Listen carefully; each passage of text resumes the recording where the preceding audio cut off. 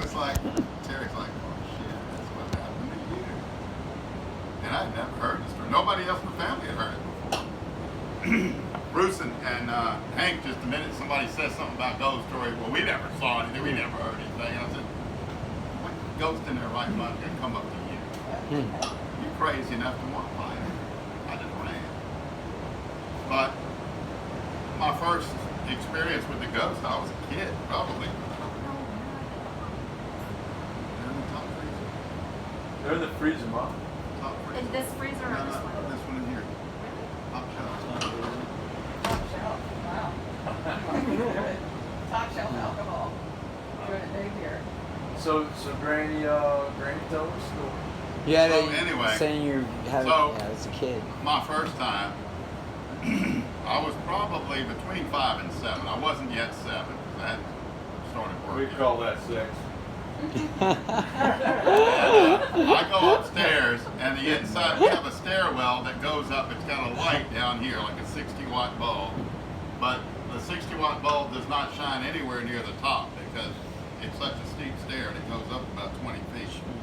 So the light here is about 8 feet up. So when you get halfway up, you're in the dark. We'll call And it. we always climbed up on hands and feet. Okay, because it was full, like probably 12-inch risers on these stairways, big steep stairway. So we climbed up always on our hands and feet. So I go up there and I need to get something out of the big room. It's a playroom, 930 square feet. And to get to it, you had to get up to the top of the stairs, and then there was about a 4-foot landing. And then the switches were on the wall right there. So I managed to get to the top. Now, I'm the first to admit I'm scared.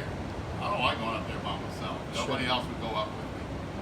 So I get up there, and I get to the top, I get up on and I go to reach for the light, and this perfect apparition just literally not only comes up to me, but goes right through me.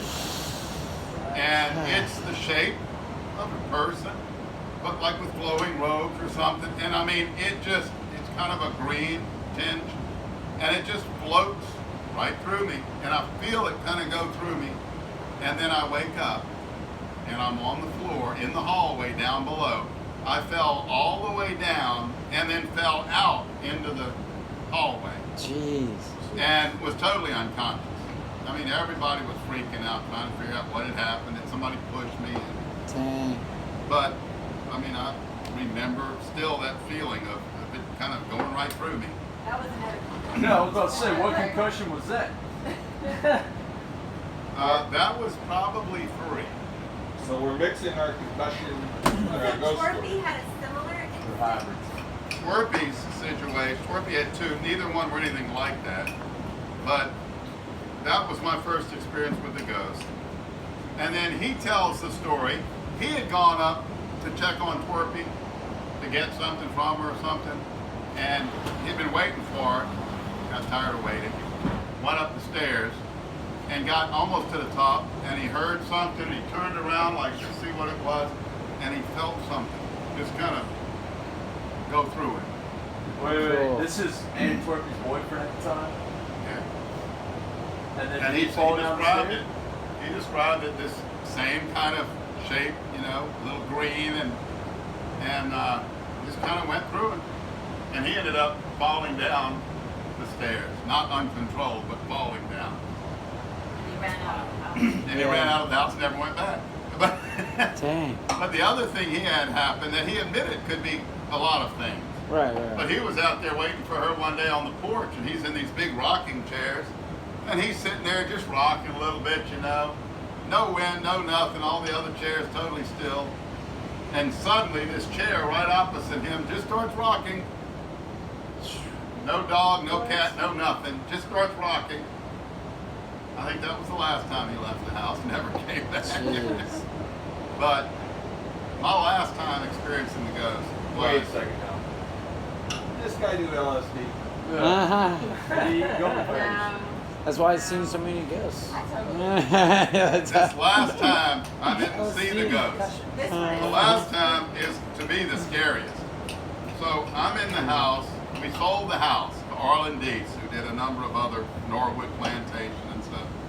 he's done renovations on these old homes, so he's going to take over. But he hasn't closed yet, and the house is technically still ours. We have the insurance on it. Well, Dad asked me if I would just stay in the house till we sold it to make sure, nobody got in there, no fire, no nothing. Okay, sure. I'm the one who's terrified of the dark in this house, but I'll stay in the And house. how old are they?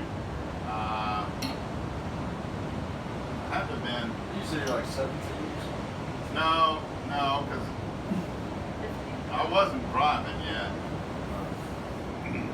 Maybe I was 15. Maybe I just started. But anyway, I didn't have the vehicle there because I'd have used it if it was there. So I was staying in the house, and we had gotten, everything had locks on it, and all the windows have locks and everything. So I got in the house, and the room that I stayed in was my parents' bedroom, which is right by the front door. And that was the safe room when my father's mother was living there. They had a safe room because the prison is only about 20 miles away in St. Gabriel. What is now the women's prison used to be a men's prison. So whenever one of the convicts escaped, the sheriff would come through, drive through. There were only 2 roads, and he would drive through with his speaker system and say, "We've got an escapee. We've got an escapee. Don't let anybody in."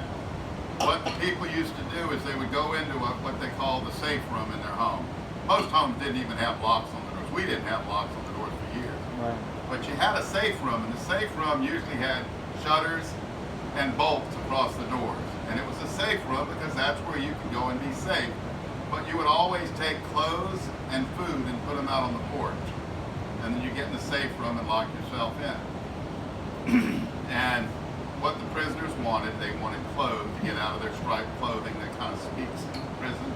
Yeah. And they needed food. So several times, my mother said that her grandmother said, yeah, they go in the safe room and the next morning, clothes and food be gone. Dang. But I was in the safe room, and I was reading, as I used to do all the time, till midnight, 1 or 2 in the morning. And I'm reading, and I hear some son of a come in the front door. No Now I know I way. locked the front door.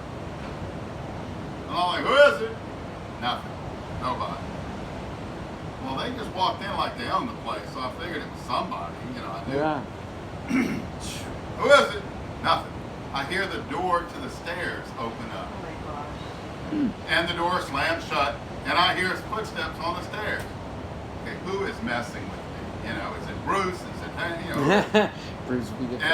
And nobody would answer. I went to called up, nothing. And this is really crazy. So I call my neighbors. The only neighbor that was in was Nora Gremion. She was about my age.